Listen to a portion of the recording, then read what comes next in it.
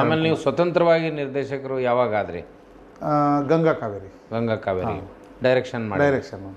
ಆವಾಗ ನಿಮ್ಗೆ ಏನೇನು ಅನುಭವಗಳನ್ನು ಬಳಸ್ಕೊಂಡ್ರಿ? ಯಾವ ರೀತಿ ಅದು ಟೀಮ್ ವರ್ಕ್ ಆಗಿ ಬಂತು? ಯಾಕಂದ್ರೆ ಬೇರೆ ಯಾರ ಕೈಯಲ್ಲಿ ನೀವು ಅಸೋಸಿಯೇಟ್ ಆಗಿ ಇಲ್ಲ ಮಾಡಿರಲಿಲ್ಲ.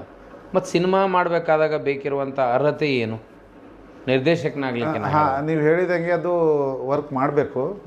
ಬಟ್ ನಾನು ಮೊದಲಿಂದ ಕನ್ನಡ ಸಿನಿಮಾಗಲಿ ಬೇರೆ ಸಿನಿಮಾ ಜಾಸ್ತಿ ನೋಡ್ತಿದ್ದೆ. ಅತಿ ಹೆಚ್ಚು ಕನ್ನಡ ಸಿನಿಮಾ ಎಲ್ಲ ನೋಡ್ತಿದ್ದೆ. ನಾನು ಆ ಫ್ರೇಮ್ನಲ್ಲಿ ಕ್ಯಾಮ್ರಾ ವರ್ಕ್ ನೋಡ್ತಿದ್ದೆ. ನಾನು ಫ್ರೇಮ್ ಶಾರ್ಟ್ಸ್ ಹೇಗೆ ತೊಗೊಳ್ತಾರೆ ಅಂತ, ಕ್ಯಾರೆಕ್ಟರ್ ಹೇಗೆ ಹೇಳ್ತವೆ, ಆ ಸಾಂಗ್ಗಳೆಲ್ಲ ಹೇಗೆ ತೊಗೊಳ್ತಾರೆ. ನಾನು ಫೀಲ್ಡಲ್ಲಿ ನೀವು ಹೇಳಿದಂಗೆ ನಾನು ಸೆಟ್ಟಲ್ಲಿ ಯಾವತ್ತೂ ಹೋಗಿಲ್ಲ.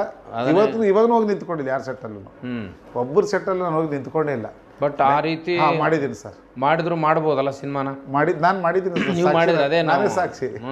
ಅಂದ್ರೆ ಅದು ಟೀಮ್ ವರ್ಕ್. ನಿರ್ದೇಶಕ ಅಂದ್ರೆ ಅಲ್ಲಿ ಎಲ್ಲರನ್ನೂ ಬಳಸ್ಕೋಬೇಕು. ಕೋರಿಯೋಗ್ರಾಫರು, ಫೋಟೋಗ್ರಾಫರು, ವಿಡಿಯೋಗ್ರಾಫರ್ಸು, ಎಲ್ಲ ಕ್ಯಾರೆಕ್ಟರ್ಗಳು. ಅದು ಓನ್ಲಿ ಫ್ರೇಮ್ ವರ್ಕಿಗೆ ನಿಮ್ಗೆ ಪ್ರಧಾನ ಪಾತ್ರ ಯಾರ್ದು ಅನ್ನಿಸ್ತೈತೆ ನಿಮ್ಗೆ ಸಿನಿಮಾ ಮಾಡೋದು? ಪ್ರಧಾನ ಪಾತ್ರ ದುಡ್ಡು ಹಾಕೊಂಡು ಪ್ರೊಡ್ಯೂಸರ್ ಅದನ್ನು ಡೈರೆಕ್ಟರ್ ಸರ್. ಡೈರೆಕ್ಟರ್ ಅಲ್ಲ, ಆ ಡೈರೆಕ್ಷನ್ ಟೀಮ್ನಲ್ಲಿ ಮುಖ್ಯ ಬೇರೆ ಬೇರೆ ಯೂನಿಟ್ಗಳು ಇರ್ತಾವಲ್ಲ, ಎಡಿಟಿಂಗು, ವಿಡಿಯೋಗ್ರಫಿ, ಅದರಲ್ಲಿ ಎಲ್ಲರನ್ನೂ ಕೋಆರ್ಡಿನೇಟ್ ಮಾಡ್ಕೊಂಡು ನೀವು ನಿರ್ದೇಶಕರಾದವ್ರು ಮಾಡಿ. ನನಗೆ ಈಗ ಬೇಕಂದ್ರೆ ಅವ್ರು ಕೊಡ್ತಾರೆ ಸರ್. ನೀವೇನು ಕಾನ್ಸೆಪ್ಟನ್ನು ಈಗ ನಾವು ಸಪೋಸ್ ಎಡಿಟರ್ ಇದ್ದ ಈ ಅವರಿಗೆ ನಾವು ಪೂರ್ತಿ ಕತೆ ಹೇಳಿಬಿಟ್ಟು ಈ ಥರದಲ್ಲಿದೆ ನಮ್ಮ ಶಾರ್ಟ್ಸ್ ಹೀಗಿದೆ ಅಂತ ನಾವು ಅವ್ರಿಗೆ ಹೇಳ್ಕೊಟ್ಬಿಟ್ರೆ, ಇವಲ್ಲೂ ಅಷ್ಟೇ ಸರ್, ಅವಲ್ಲೂ ಅಷ್ಟೇ. ಅವಾಗ ನೆಗೆಟಿವ್ ಕಟಿಂಗ್ ಇತ್ತು, ಇವಾಗ ಡಿಜಿಟಲ್ ಇದೆ.